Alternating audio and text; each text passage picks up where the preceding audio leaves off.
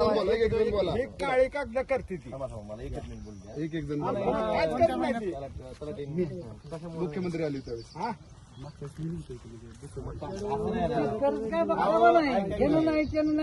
तुम्हाला पगार येतात नाही तर कामाला दुसरं करीत. काय ट्रिप करायला आला का? साहेब सरळ तुम्ही ऊस नाही बाग नाही सरळ आमच्या टमाटी होती ना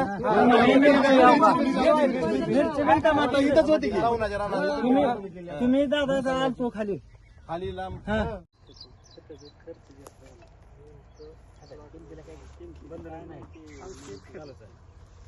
झाडं तशीच रस्त्यावर पडली ती आंबा एक आपण बघतोय की मागच्या 2 दिवसापासून धाराशिव जिल्ह्यात गारपीट आणि वादळी वाऱ्यासह पाऊस होतोय.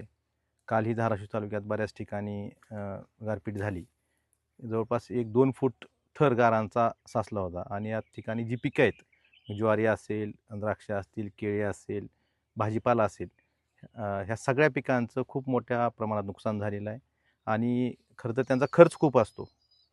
त्या प्रमाणात शासकीय मदत मिळत नाही. परंतु माझी विनंती एवढीच आहे शासनाला की ज्या शेतकऱ्यांना हे शेतकऱ्यांचा खर्च बियाण्याचा असेल, रोपाचा असेल, फवारणीचा असेल, मल्चिंगचा असेल, हा खर्च खूप म्हणजे लाखामध्ये जातो आणि आपण मदत त्यांना काही हजारात देतो.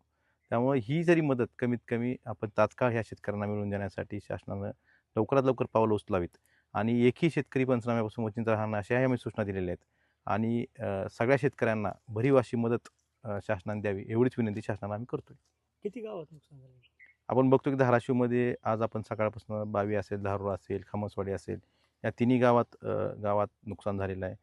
त्या दुसरीकडे कोल्हेगाव, ढोराळा, देवळाली या कळंब तालुक्यातील गावाचे नुकसान झालेलं आहे.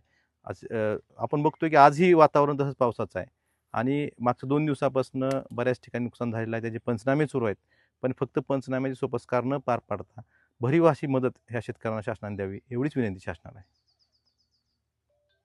प्रशासनाच्या वतीनं पाहणी केली आपण, काय पाहणीत आढळून आलंय, किती प्रमाणात नुकसान आहे?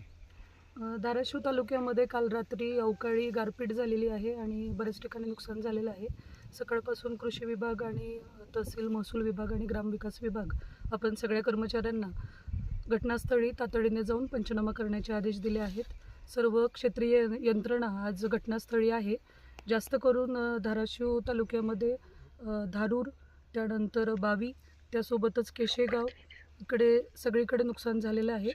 माननीय आमदार साहेब कैलासदादासुद्धा आमच्यासोबत इथे स्थळ पाहणीला आज आहेत. सगळ्यांना सूचना दिलेल्या आहेत, जी काही नुकसान असेल ते वस्तुनिष्ठ पंचनामा करून आपण कार्यालयाला देण्याचे आदेश दिलेले आहेत.